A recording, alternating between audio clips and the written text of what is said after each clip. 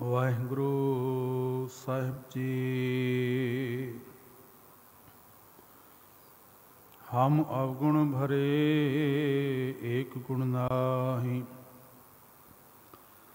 अमृत छाड़ बिखे बिख खाए। माया मोह परम पै भूले, सुतदा रासों प्रीत लगाई। एक उत्तम पंथ सुनियो गुर संगत, तह मिलंत जम त्रास मिटाई। एक अरदास भाट कीरत की, गुरु रामदास राखो शरणाई। एक अरदास भाट कीरत की, गुरु रामदास राखो शरणाई। सतनाम वाहिगुरु साहिब जी। चल चल गईयां पंखियां, जिनी वसाए तल। फरीदा सर भरिया भी चलसी, थके कवल इकल। चल चल गईयां पंखियां, जिनी वसाए तल। फरीदा सर भरिया भी चलसी, थके कवल इकल। जुगो जुग अटल चावर छत्र तख दे मालिक सतगुरु धन श्री गुरु ग्रंथ साहिब सच्चे पातशाह महाराज जी दी पावन पवित्र निगी गोद अंदर जुड़ बैठे सतसंगी जनों, वड्डियां भागां वाले हो। अमृत वेले दे इन्हां पावन दीवाना अंदर सतगुरु पातशाह महाराज ने आप अपनी पावन चरण शरण दे विच जुड़ बैठन दा इस भाग समा बख्शिश कीता है। गुरु की साध संगत अज दा ये पावन श्लोक बाबा फरीद साहब जी की पावन रसना तो उचारण किया होया 66 नंबर श्लोक। ते बाबा फरीद साहब जी इस पावन श्लोक के अंदर संसार की नाशवंता, ये अखां दे नाल दिसता होया सारा संसार, इसकी नाशवंता का जिक्र करते ने। आप जी जितने भी हाजिर हो और जिन्हां ने फेसबुक राही भी चरनां दे विच हाजरियां लवाणियां ने, सारे ही मनोबिरतियां नूं इकागर करदियां बड़े अदब दे नाल फतेह नाल सांझ पाओ। आखो जी वाहिगुरू जी का खालसा, वाहिगुरू जी की फतेह। बाबा फरीद साहब जी इन्हां पावन पंक्तियां अंदर श्लोक अंदर जो रहमत करते हैं, वो आखते हैं कि चल चल गईयां पंखियां। पंखियां तो भाव जो पक्षी ने, पक्षियां दियां डारां बाबा फरीद साहब आखते हैं कि उन्हां पक्षियां दियां डारां जड़ियां उड़दियां सन इस आकाश दे विच, वो सारियां आपो अपनी वारी तो संसार तो कूच करके चलियां गईयां। जिनी वसाए तल, तल तो पाउंदा है तलाब। जड़ियां पक्षियां दियां डारां तलाबां नूं वसा के रखिया होया सी, तलाबां दे किनारे दे उपर उठ गईयां सन। ते अगे बाबा फरीद साहब आखते हैं कि फरीदा सर भरिया भी चलसी। सर तो पाउंदे सरोवर, कि सरोवर जदों भर जाएगा उन्हें भी ये संसार तो भाव के सरोवर, संसार रूपी सरोवर जो चलसी। थके कवल इकल, ते जड़े कवल उत्थे खड़े हुए ने वो भी एक दिन मुक जाणगे। हुण इस पावन श्लोक अंदर जदों अंतरी भाव असीं लेआंगे ਤੇ ਬਾਬਾ ਫਰੀਦ ਸਾਹਿਬ ਆਖਦੇ ਨੇ ਕਿ ਸੰਸਾਰ ਦੇ ਵਿੱਚ ਜੀਵ ਰੂਪੀ ਜੋ ਪੰਛੀ ਨੇ, ਜੋ ਸੰਸਾਰ ਦੇ ਅੰਦਰ ਨਜ਼ਰੀ ਆ ਰਹੇ ਨੇ, ਰੱਬ ਨੇ ਕਈ ਭਾਂਤਾਂ ਦੇ ਨਾਲ, ਕਈ ਢੰਗਾਂ ਦੇ ਨਾਲ, ਕਈ ਕਿਸਮਾਂ ਦੇ, ਕਈ ਜਾਤਾਂ ਦੇ, ਕਈ ਜਿਨਸਾਂ ਦੇ ਜੀਵ ਪੈਦਾ ਕੀਤੇ ਨੇ। ਜੋ ਸੰਸਾਰ ਦੇ ਅੰਦਰ ਕਈ ਜਾਤਾਂ ਔਰ ਕਈ ਮਜ਼ਹਬਾਂ ਦੇ, ਜਿਨਸਾਂ ਦੇ ਜੀਵ ਨਜ਼ਰ ਆ ਰਹੇ ਨੇ ਨਾ, ਬਾਬਾ ਫਰੀਦ ਸਾਹਿਬ ਆਖਦੇ ਨੇ ਕਿ ਸਭ ਨੇ ਇਸ ਸੰਸਾਰ ਰੂਪੀ ਜਗਤ ਤੋਂ ਆਪੋ ਆਪਣੀ ਵਾਰੀ ਤੇ ਚਲੇ ਜਾਣਾ ਹੈ। ਕਿ ਚੱਲ ਚੱਲ ਗਈਆਂ ਪੰਖੀਆਂ, ਕਿ ਉਹ ਪੰਛੀ ਰੂਪ ਦੇ ਵਿੱਚ ਉਹ ਸਾਰੇ ਮਨੁੱਖ ਆਪੋ ਆਪਣੀ ਵਾਰੀ ਤੋਂ ਉਹਨਾਂ ਨੇ ਸੰਸਾਰ ਤੇ ਜਾਣਾ ਹੈ। ਤੇ ਆਖਦੇ ਨੇ ਕਿ ਜਿਨੀ ਵਸਾਏ ਤਲ, ਜਿਨ੍ਹਾਂ ਨੇ ਇਹ ਸੰਸਾਰ ਰੂਪੀ ਜੋ ਇਹ ਤਲਾਬ ਹੈ, ਜੋ ਬੜੇ ਕਈ ਢੰਗਾਂ ਦੇ ਨਾਲ ਇਸ ਨੂੰ ਸਵਾਰਿਆ ਤੇ ਇਹਨੂੰ ਸ਼ਿੰਗਾਰਿਆ ਸੀ। ਦੇਖੋ, ਇਸ ਧਰਤੀ ਦੇ ਉੱਪਰ ਮਨੁੱਖਾਂ ਨੇ ਇਸ ਧਰਤੀ ਨੂੰ ਸ਼ਿੰਗਾਰਨ ਦੇ ਵਿੱਚ ਬੜਾ ਅਹਿਮ ਰੋਲ ਅਦਾ ਕੀਤਾ। ਭਾਵੇਂ ਇਸ ਧਰਤੀ ਨੂੰ ਸ਼ਿੰਗਾਰਨ ਲਈ ਉਹਨਾਂ ਨੇ ਬਿਲਡਿੰਗਾਂ ਬਣਾਈਆਂ, ਸੋਹਣੀਆਂ ਤੋਂ ਸੋਹਣੀਆਂ ਥਾਵਾਂ ਬਣਾਈਆਂ, ਆਪਣੇ ਰਹਿਣ ਦਾ ਬਸੇਰਾ ਬਣਾਇਆ, ਤੇ ਕਈ ਮਿਹਨਤ ਕਰਕੇ ਸਾਰਾ ਜੀਵਨ ਉਹਨਾਂ ਤਲਾਂ ਨੂੰ, ਉਹਨਾਂ ਸੰਸਾਰ ਰੂਪੀ ਧਰਤੀ ਨੂੰ ਸ਼ਿੰਗਾਰਨ ਦੇ ਵਿੱਚ ਆਪਣਾ ਸਮਾਂ ਗੁਜ਼ਾਰ ਦਿੱਤਾ। ਤੇ ਬਾਬਾ ਫਰੀਦ ਸਾਹਿਬ ਆਖਦੇ ਨੇ ਕਿ ਉਹਨਾਂ ਨੇ ਵੀ ਇੱਕ ਦਿਨ ਸੰਸਾਰ ਤੋਂ ਰੁਖਸਤ ਕਰਕੇ ਚਲਾ ਜਾਣਾ ਹੈ। ਜਿਨ੍ਹਾਂ ਨੇ ਇਹ ਸੰਸਾਰ ਰੂਪੀ ਤਲਾਬ ਨੂੰ ਬੜੇ ਸੋਹਣੇ ਤਰੀਕੇ ਦੇ ਨਾਲ ਸ਼ਿੰਗਾਰਿਆ ਵੀ, ਬਣਾਇਆ ਵੀ, ਰਹਿਣਾ ਉਹਨਾਂ ਨੇ ਵੀ ਨਹੀਂ ਹੈ। ਤੇ ਅੱਗੇ ਆਖਦੇ ਨੇ ਕਿ ਫਰੀਦਾ ਸਰ ਭਰਿਆ ਭੀ ਚਲਸੀ। ਇਥੇ ਸਰ ਤੋਂ ਭਾਵ ਹੈ ਸਰੋਵਰ, ਤੇ ਸਰੋਵਰ ਤੋਂ ਭਾਵ ਹੈ ਇਹ ਸੰਸਾਰ। ਇਹ ਸੰਸਾਰ ਜੋ ਦ੍ਰਿਸ਼ਟੀ ਦੇ ਵਿੱਚ ਨਜ਼ਰ ਆ ਰਿਹਾ ਹੈ, ਕਹਿੰਦੇ ਕਿ ਇੱਕ ਦਿਨ ਇਹ ਸੰਸਾਰ ਵੀ ਚਲਾ ਜਾਏਗਾ, ਇਹ ਸੰਸਾਰ ਵੀ ਫਨਾ ਹੋ ਜਾਏਗਾ। ਥਕੇ ਕਵਲ ਇਕਲ, ਥਕੇ ਤੋਂ ਭਾਵ ਥੱਕ ਜਾਣਾ, ਭਾਵ ਕੇ ਮੁੱਕ ਜਾਣਾ, ਮੁੱਕ ਜਾਣਗੇ। ਕਵਲ ਤੋਂ ਭਾਵ ਹੈ ਇਹ ਕਵਲ ਰੂਪੀ ਪਦਾਰਥ, ਦੁਨੀਆ ਦੇ ਸੁੱਖਾਂ ਰੂਪੀ ਪਦਾਰਥ, ਇਹ ਵੀ ਇੱਕ ਦਿਨ ਕੁਮਲਾ ਜਾਣਗੇ। ਕਿਉਂਕਿ ਇਹਨਾਂ ਨੂੰ ਭੋਗਣ ਵਾਲੇ ਸੰਸਾਰ ਦੇ ਵਿੱਚੋਂ ਜੀ ਹੀ ਚਲੇ ਗਏ, ਤੇ ਫਿਰ ਇਹਨਾਂ ਨੂੰ ਭੋਗੇਗਾ ਕੌਣ? ਇਹ ਲਈ ਬਾਬਾ ਫਰੀਦ ਸਾਹਿਬ ਆਖਦੇ ਨੇ ਕਿ ਇਸ ਸੰਸਾਰ ਰੂਪੀ ਜੋ ਜਗਤ ਨਜ਼ਰੀ ਆ ਰਿਹਾ ਹੈ ਨਾ, ਇੱਕ ਦਿਨ ਇਸ ਨੇ ਵੀ ਫਨਾ ਹੋ ਜਾਣਾ ਹੈ। ਤੇ ਅੱਜ ਸਤਿਗੁਰੂ ਗੁਰੂ ਤੇਗ ਬਹਾਦਰ ਸੱਚੇ ਪਾਤਸ਼ਾਹ ਮਹਾਰਾਜ ਦੀ ਪਾਵਨ ਬਾਣੀ ਦੇ ਵਿੱਚੋਂ ਇਹਨਾਂ ਪੰਕਤੀਆਂ ਦੀ ਅਸੀਂ ਵਿਆਖਿਆ ਕਰਨੀ ਹੈ। ਜਦੋਂ 9ਵੇਂ ਮਹੱਲੇ ਦੇ ਸ਼ਲੋਕ ਅਸੀਂ ਪੜ੍ਹਦੇ ਹਾਂ ਤੇ ਧੰਨ ਗੁਰੂ ਤੇਗ ਬਹਾਦਰ ਸੱਚੇ ਪਾਤਸ਼ਾਹ ਆਖਦੇ ਨੇ ਕਿ ਜੈਸੇ ਜਲ ਤੇ ਬੁੱਧ ਬੁਧਾ ਉਪਜੈ ਬਿਨਸੈ ਨੀਤ। ਗੁਰੂ ਤੇਗ ਬਹਾਦਰ ਸੱਚੇ ਪਾਤਸ਼ਾਹ ਆਖਦੇ ਨੇ ਕਿ ਇਹ ਸੰਸਾਰ ਦੀ, ਇਸ ਜਗਤ ਦੀ ਬਸ ਇਤਨੀ ਇੱਕ ਕਹਾਣੀ ਹੈ ਜਿਵੇਂ ਕਿ ਪਾਣੀ ਦੇ ਉੱਪਰ ਬੁੱਧ ਬੁਧਾ ਉੱਠਦਾ ਹੈ। ਤੇ ਕੋਈ ਪੁੱਛੇ ਉਸ ਬੁੱਧ ਬੁਧੇ ਦੀ ਕਿਤਨੀ ਕੁ ਮਨਿਆਦ ਹੈ? ਕੁਝ ਪਲਾਂ ਦੀ, ਕੁਝ ਸੈਕਿੰਡ ਦੀ ਮਨਿਆਦ ਹੈ। ਤੇ ਸਤਿਗੁਰ ਆਖਦੇ ਨੇ ਕਿ ਇਹ ਇਨਸਾਨ ਤੂੰ ਆਪਣੀ ਹੀ ਨਹੀਂ, ਇਹ ਸੰਸਾਰ ਦੀ ਵੀ ਹਕੀਕਤ ਬਸ ਇਤਨੀ ਹੈ ਕਿ ਜਿਵੇਂ ਪਾਣੀ ਦੇ ਸਰੋਵਰ ਦੇ ਉੱਪਰ ਉੱਠਣ ਵਾਲਾ ਉਹ ਪਾਣੀ ਦਾ ਬੁੱਧ-ਬੁਦਾ ਹੈ। ਸਤਿਗੁਰ ਆਖਦੇ ਨੇ ਕਿ ਜੈਸੇ ਜਲ ਤੇ ਬੁੱਧ-ਬੁਦਾ ਉਪਜੈ ਬਿਨਸੈ ਨੀਤ ਜਗ ਰਚਨਾ, ਤੈਸੇ ਰਚੀ ਕਹੋ ਨਾਨਕ ਸੁਨਮੀਤ। ਬਸ ਇਸ ਜਗਤ ਦੀ ਰਚਨਾ ਵੀ ਇਤਨੀ ਜੀ ਹੈ ਜਿਸ ਨੂੰ ਧੰਨ ਗੁਰੂ ਅਰਜੁਨ ਦੇਵ ਮਹਾਰਾਜ ਆਖਦੇ ਨੇ ਕਿ ਹਰਨ ਭਰਨ ਜਾਂ ਕਾ ਨੇਤਰ ਫੋਰ। ਉਸ ਮਾਲਕ ਨੇ ਇਸ ਸ੍ਰਿਸ਼ਟੀ ਨੂੰ ਪੈਦਾ ਕੀਤਾ ਤੇ ਸ੍ਰਿਸ਼ਟੀ ਨੂੰ ਪੈਦਾ ਕਰਕੇ ਫਨਾ ਕਰਨ ਦੇ ਕਿਤਨਾ ਟਾਈਮ ਲੱਗਾ। ਸਤਿਗੁਰੂ ਗੁਰੂ ਅਰਜੁਨ ਦੇਵ ਮਹਾਰਾਜ ਆਖਦੇ ਨੇ ਕਿ ਹਰਨ ਭਾਵ ਹਰ ਲੈਣਾ, ਨਾਸ਼ ਕਰਨਾ, ਭਰਨ ਤੋਂ ਭਾਵ ਫਿਰ ਭਰ ਦੇਣਾ। ਜਾਂ ਕਾ ਨੇਤਰ ਫੋਰ, ਜਿਵੇਂ ਅਸੀਂ ਅੱਖਾਂ ਝਪਕਦੇ ਹਨ, ਅੱਖ ਤੇ ਝਪਕਣ ਜਿਤਨੇ ਸਮੇਂ ਅੰਦਰ ਉਸ ਮਾਲਕ ਨੇ ਇਸ ਸ੍ਰਿਸ਼ਟੀ ਨੂੰ ਬਣਾਇਆ ਤੇ ਬਣਾ ਕੇ ਉਹ ਨਾਸ਼ ਕਰਨ ਦੀ ਤਾਕਤ ਰੱਖਦਾ ਹੈ। ਬਸ ਜਗਤ ਦੀ ਹਕੀਕਤ ਇਤਨੀ ਕਿ ਹੈ। ਸਤਿਗੁਰ ਆਖਦੇ ਨੇ ਕਿ ਇਹ ਇਨਸਾਨ ਤੂੰ ਕਾਹਦਾ ਗਰਵ ਕਰਦਾ ਹੈ? ਉਸ ਮਾਲਕ ਨੇ ਇਹ ਸ੍ਰਿਸ਼ਟੀ ਬਣਾਈ, ਇਹਨੂੰ ਨਾਸ਼ ਕਰਨ ਦੀ ਵੀ ਉਹ ਮਾਲਕ ਤਾਕਤ ਰੱਖਦਾ ਹੈ। ਤੇ ਇਹ ਸੰਸਾਰ ਜੋ ਤੈਨੂੰ ਅੱਜ ਨਜ਼ਰੀ ਆ ਰਿਹਾ ਹੈ ਨਾ, ਇਹਦੀ ਹਕੀਕਤ ਇਤਨੀ ਜੀ ਹੀ ਹੈ।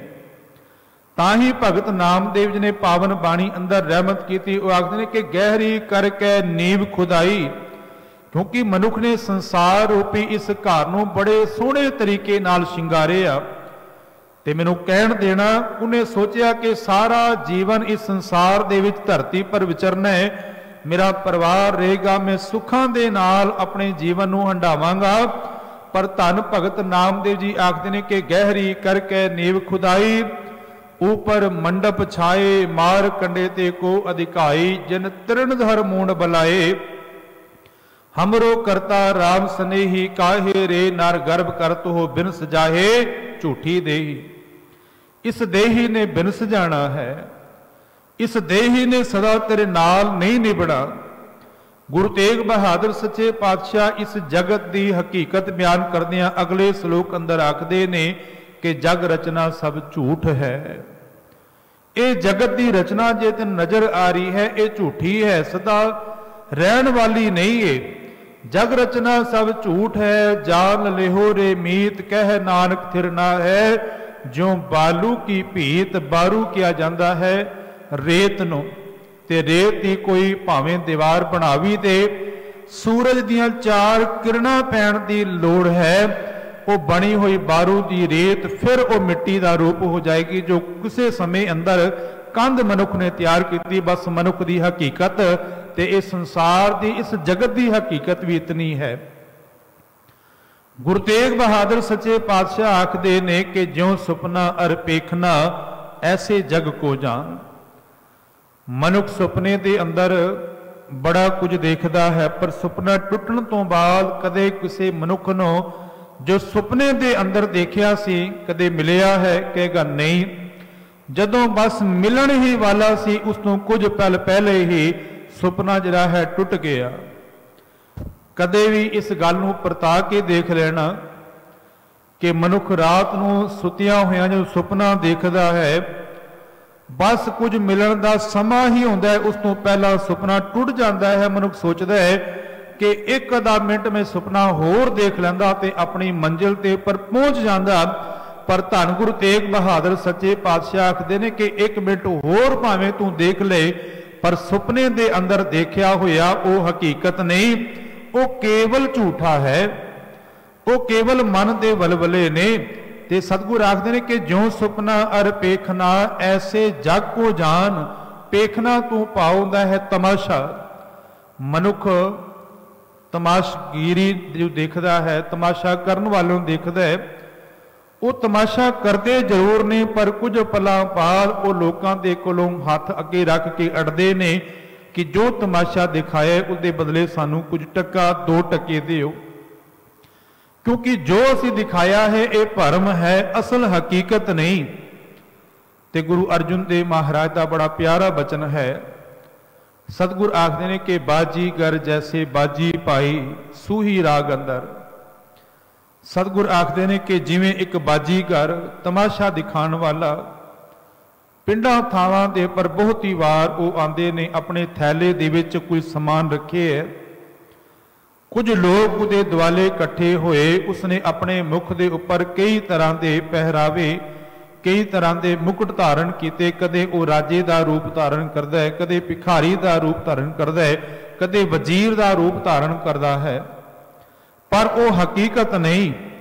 सतगुर महाराज आखते हैं कि बाजीगर जैसे बाजी पाई, नाना रूप भेक दिखलाई, नाना तरह के रूप दिखाता है, पर स्वाम उतार थम्यो पासारा तब एको एकंकारा।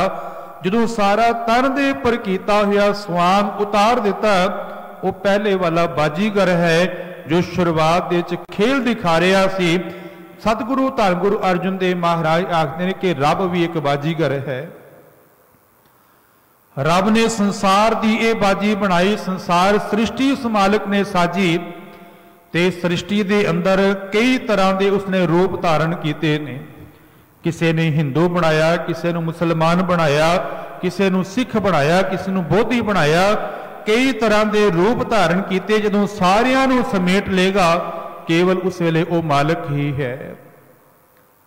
गुरु अर्जन देव पातशाह आखते हैं कि बाजीगर जैसे बाजी पाई, नाना रूप भेक दिखलाई, स्वाम उतार थम्यो पासारा तब एको एकंकारा। हुण अगे सवाल किया कि कवन रूप दृष्टियो बिनसायो कतै गयो ओ काते आयो। जो रूप नजर आ रहा सी, जो साडे नाल 4 दिन पहला साडे नाल सी, वो संसार तो कूच करके चला गया। वो रूप आया किथों और रूप किथे चला गया। देखो संसार दे अंदर जोत धारण करके शरीर पैदा होया, पर वो भावें शरीर ते फना हो गया, पर वो जोत किथे गई। सतगुरु महाराज आखदे ने कि कवन रूप दृष्टियो बिनसायो कतै गयो ओ कतते आयो। वो किथों आया सी और किधर चला गया। सतगुरु महाराज आखदे ने कि रब दी बाजी है, उसने आप ये बाजी खेली। कई तरह के रूपों के मनुख बनाए, जीव जंतु बनाए, फिर उन्होंने समेट भी लिया। फिर उस वेले एको एकंकारा है, केवल परमात्मा ही है। फिर गुरुदेव आखते ने कि जल तय उठे अनेक तरंगा। समुद्र के विचों बड़ियां तरंगा बड़ियां लहरां उठदियां ने। मनुख सोचता है कि शायद ये लहरां समुद्र तो वखरिया ने, पर ज्यों ही किनारे पर जांदियां ने टकरा के फिर समुद्र के पानी का रूप हो गई। समुद्र तो वखरियां जरूर हुई, पर फिर समुद्र का ही रूप ने। जीव संसार दे विच अपनी वखरी होंद जरूर नजर आ रही है, पर है ये रब का ही रूप है। जिन्हों कबीर साहब आखते हैं कि कोहो कबीर हम राम की अंश, असी उस परमात्मा की अंश हाँ, रब की जोत हाँ। पर मनुख ने अपने असले नूं परमात्मा नूं पछाणिया ही नहीं कि मन तू जोत स्वरूप है, अपना मूल पछाण। गुरुदेव पातशाह आखते हैं कि जल ते उठे अनेक तरंगा अनेक भूखन कीने बो रंगा। भूखन कहा जाता है गहणियां नूं सोने दे। हुण मनुख ने तन दे उपर पाए होण, कड़े रूप दे पाए होण, वालियां रूप दे पाए होण, अंगूठी रूप दे पाए होण, वो वखरा वखरा जरूर नजर आता है। पर सुनियारे ने जो सारे सोने नूं एक जगह इकट्ठा करके अग दी सेक देंदा है ते डली बना लेंदा है, सोना ही अखवांदा है।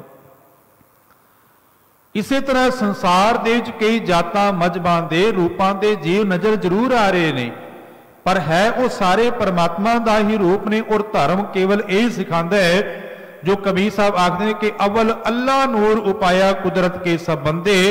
जो अज हो रहा है वो धर्म नहीं है। हर एक मनुख अपने धर्म को श्रेष्ठ कह के दूसरे के धर्म को भंड रहे है। पर धर्म जिहड़ा है जीवन जीण की कला सिखांदा सी, दूसरे धर्म को मान देना सिखांदा सी। जो अज हर एक लोके दूसरे के धर्म को भंड रहे हैं ते अपने धर्म को श्रेष्ठ कह रहे हैं। धर्म ये नहीं है। धर्म है जीवन जीण की कला। सतगुरु महाराज ने कबीर साहब का वचन है कि अवल अल्लाह नूर उपाया कुदरत के सब बंदे। एक नूर ते सब जग उपजे आ, कौन भले को मंदे। किन्हां वे भले कवां किन्हां नूं माड़े कवां, रब दे रूप ने सारे। सो सतगुरु महाराज आखदे ने कि जल ते उठे अनेक तरंगा अनेक भूखन कीने बो रंगा। बीज बीज देखियो बो प्रकारा। धरती दे विच बीज बीजे आ। बीज तो भाव है बीज ते दोबारा बीज आया, भाव कि बीज के उस दे विचों फिर धरती दे विचों पौधा अंकुरित होंदा है। कुछ सालां बाद उहदा तना वखरा नजर आ रहा है, उहदे पत्ते वखरे नजर आ रहे, डालियां वखरियां ने।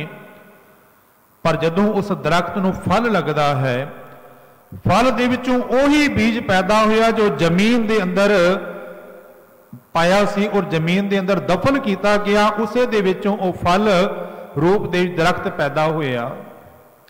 गुरु अर्जन देव महाराज आखते हैं कि बीज बीज देखियो बहु प्रकारा, फल पाके ते एकंकारा। अगली पंक्ति है, आखते हैं कि सहस घटा में एक आकाश।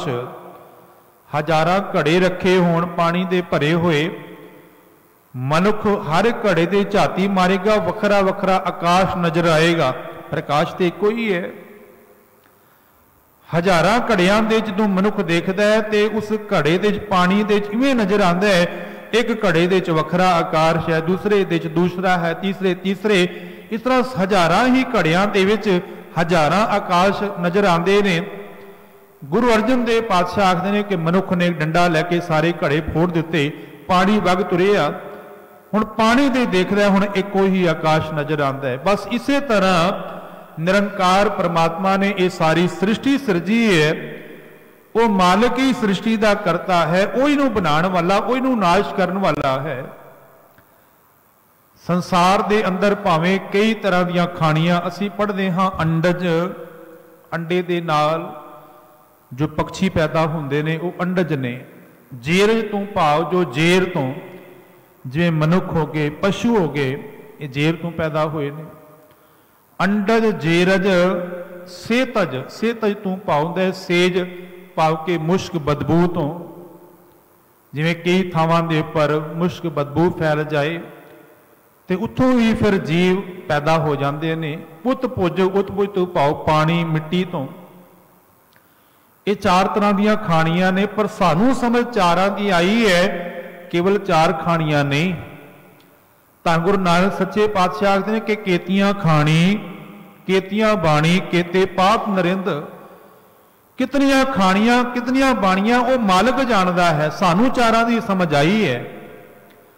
ते पातशाह आखदे ने कि इत्थों तक के आसमान धरती चलसी, मुकाम ओही एक दिन ये आसमान भी, ये धरती भी, ये सूरज, ये चंद्रमा, ये भी मुक जाणगे, पर एक नहीं मुकण वाला तो एक निरंकार परमात्मा है, जो अज बाबा फरीद साहब जी ने रहमत की है। बाबा फरीद साहब आखते हैं कि चल चल गईयां पंखियां जिनी वसाए तल, वो पंखी तो भाव वो मनुख रूपी पंछी जिन्हां ने ये संसार सोहना साजिया सी, कई ढंगां दे नाल इस संसार नूं साजिया, सवारिया इस नूं संसार नूं, वो भी चले गए। ते हकीकत यह है कि सर भरिया भी चलसी ये संसार रूपी सरोवर, ये भी एक दिन मुक जाएगा। जिसनों महाराज आखदे कि कई बार पसरियो पासार, सदा सदा एक एक अंकार। रब ने यह संसार कई बारी बनाया, कई बारी समेट लिया, ते समेटन वेले वो केवल मालिक ही है, वो बाजीगर परमात्मा ही रह गया, और सारे संसार नूं समेट दिता उसने। एक अदीब ने बड़े प्यारे बचन लिखे ने, वो आखदे हैं कि जदों मनुख धरती पर खड़ा होंदा है ना, उहदे पैर दे थले घट तो घट 10 मनुखां दे शरीर दफन ने। इतनी बार ये धरती बनी, इतनी बार ये धरती फना होए, कहने कि ये मनुखी जात जीव इस धरती के उपर इतने दफन ने कि जिथे मर्जी खड़ा हो जाए, पैर दे थले अमूमन कहते कि घट तो घट 10 शरीर दफन ने। जिसनों गुरुदेव आखते हैं कि कई बार पसरियो पासार, सदा सदा एक एक अंकार। धन गुरु नानक सच्चे पातशाह लाहौर की धरती पर गए, अमृत वेले का वेला, उथे 2 घटना में बड़िया संखेप जी आप नाल सांझियां करा। अमृत वेले का वेला सी, ते जिस वेले अमृत वेले मालिक की, प्रभु की सिफत सलाह की जाती है, रब नूं याद किया जाता है। पशुओं के कुरलाण की रोण की आवाज़ आई तो बाबा नानक आखन लगे, मरदानिया अमृत वेले का वेला है, रब की सिफत सलाह करन दा वेला है, ते इस वेले कुरलाण की रोण की आवाज़ आ रही है। मरदाना जी हाथ जोड़ के आखन लगे, दाता तुसी जानी जान हो, पर इस लाहौर की धरती पर सवेरे अमृत वेले पशुओं की बलि दी जा रही है, पशुओं को कटिया जा रहा है, तो वह पशु कुरला रहे ने, पशु रो रहे ने, जिन्हां पशुओं की बलि हो रही है। ते बाबे नानक ने उत्थे फिर श्लोक उच्चारण किया सी। महाराज आखन लगे, लाहौर शहर जहर कहर सवा पहर, कि अमृत वेले जिस वेले खुदा दी, रब दी, परमेश्वर की बंदगी करनी चाहिए, उस वेले इस लाहौर की धरती पर जहर हो रहा है, कहर हो रहा है, कि लाहौर शहर जहर कहर सवा पहर।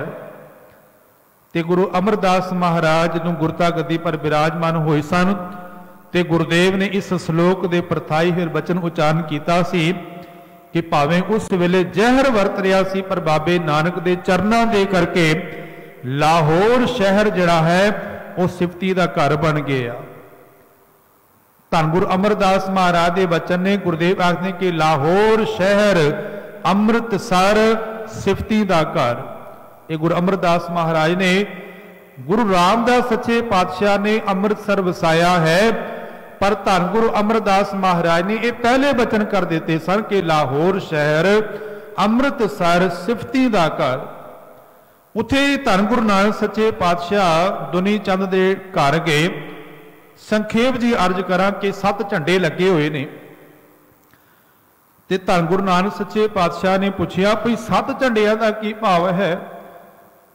ते लोगों ने दसिया महाराज दुनी चंद बड़ा धनाड़ है, बड़ा धन है, दे कोल ये 7 करोड़िया है, ये कोल 7 करोड़ ने। एक झंडे का भाव है 1 करोड़, 2 करोड़ का भाव है 2 झंडे, ते 7 झंडे लगे ने, ये 7 करोड़िया है। गुरु नानक सच्चे पातशाह ने सूई दी सी कि दरगाह दे च लै लियांगे, ते घर वाली ने दुनी चंद समझाया, वो आखन लगी शरीर भी जान वाला नहीं है, सूई कित्थे लैके जाओगे? ते गुरु नानक सच्चे पातशाह कहन लगे फिर ये प्रपंच कादा कर रहे हैं, तू कादा हंकार कर रहे हैं? ते वो दुनी चंद धन गुरु नानक सच्चे पातशाह महाराज के चरणों का मुरीद बनिया सी।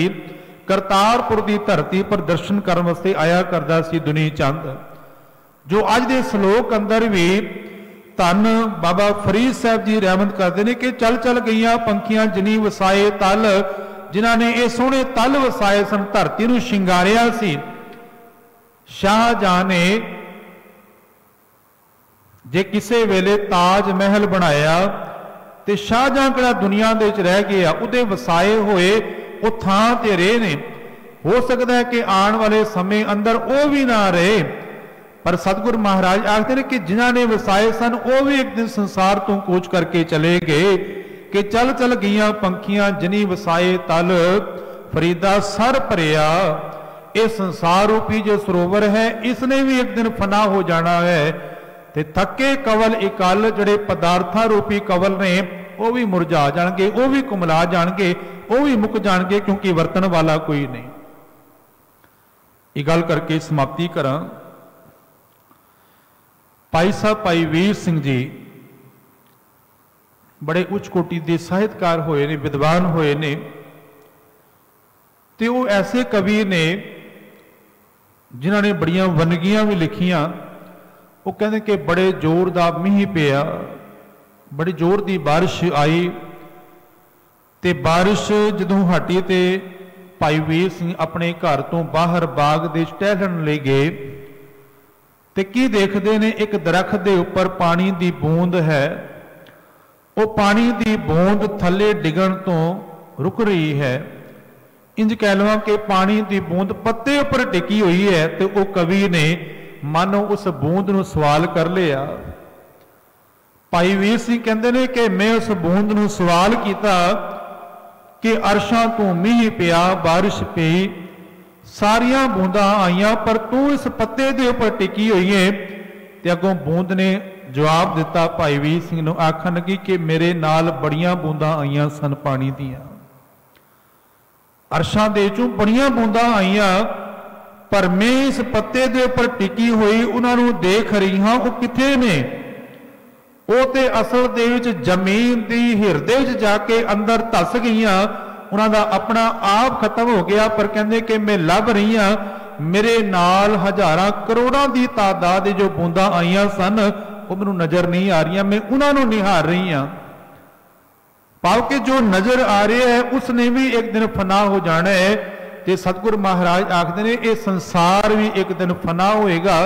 अज के सलोक अंदर बाबा फरीद साहब ने संसार की नाशवंता का जिक्र किया। वो आखन के चल चल गईयां पंखियां जिनी वसाए तल, फरीदा सर भरिया पी चल सी। थके कवल इकल संसार ने ते नाश होना ही है, एक दिन सब ने काल दे वास होना है। पर सच जानना काल आने तो पहला ए इंसान तू अकाल नाल जुड़ जा। सारियां दी एक दिन यात्रा पूरी होनी है, एक दिन अकाल या काल ने आके इस शरीर नूं ग्रस लेना है, इस आत्मा नूं ग्रस लेना है। पर एक काल आने तो पहला जे तू उस अकाल दे नाल, परमात्मा दे नाल, रब दे नाल जुड़ जाए, मिट्टी की यात्रा मिट्टी तक पहुंचे, इस तो पहला आत्मा परमात्मा का रूप हो जाए। सतगुर कृपा करन बोलदियां बेअंत भुल्ला गुरु समर्थ है संगत बख्शन जोग है जी बख्श देना प्यार नाल फतेह नाल सांझ पाओ आखो जी वाहिगुरू जी का खालसा